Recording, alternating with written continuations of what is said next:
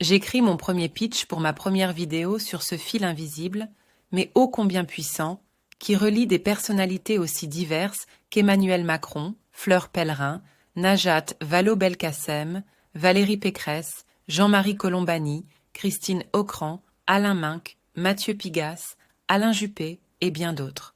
Ce fil était tissé par la French American Foundation à travers son programme Young Leaders.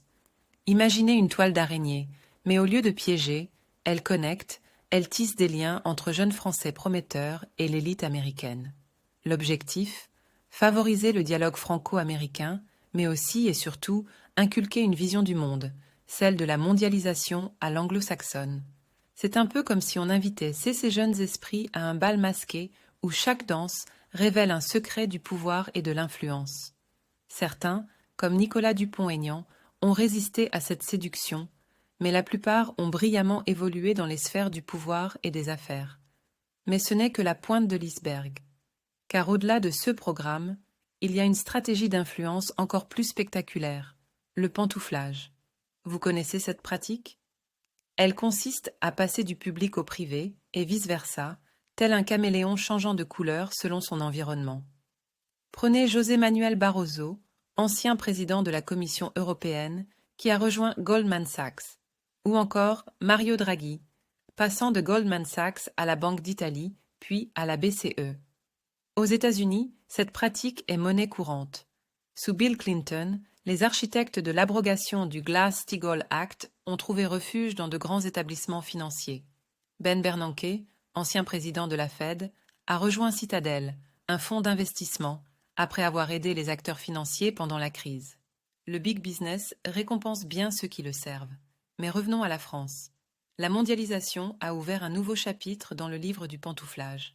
Les grandes banques américaines, désireuses de conquérir le marché français et européen, ont jeté leur dévolu sur l'élite hexagonale.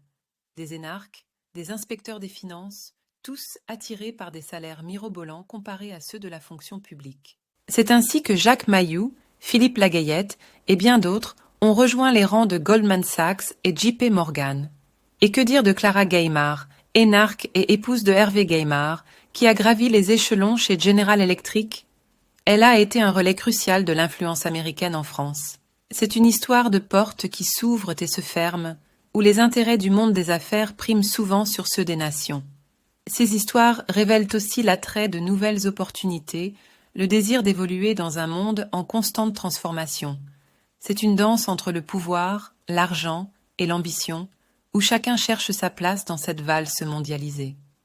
Parmi les figures de ce théâtre d'influence, Emmanuel Macron danse au premier rang. Ancien ministre de l'économie, puis président de la République, il est un exemple éclatant de la trajectoire que peut offrir ce programme. Son parcours, mélange d'ambition, d'intelligence et d'opportunisme, illustre bien la capacité de CES leaders à façonner leur destin. Gabriel Attal, aujourd'hui Premier ministre, un visage familier en France, a servi en tant que secrétaire d'État auprès du ministre de l'Éducation nationale et de la jeunesse, façonnant les politiques qui touchent directement les jeunes de son pays. Et puis, il y a Valérie Pécresse, la présidente du Conseil régional d'Île-de-France, une figure influente dans le paysage politique français. Son parcours, marqué par des responsabilités croissantes, témoigne de l'influence de CES Réseau dans la construction des carrières politiques. Alain Minc, conseiller politique et homme d'affaires, est un stratège de l'ombre influençant les décisions au plus haut niveau.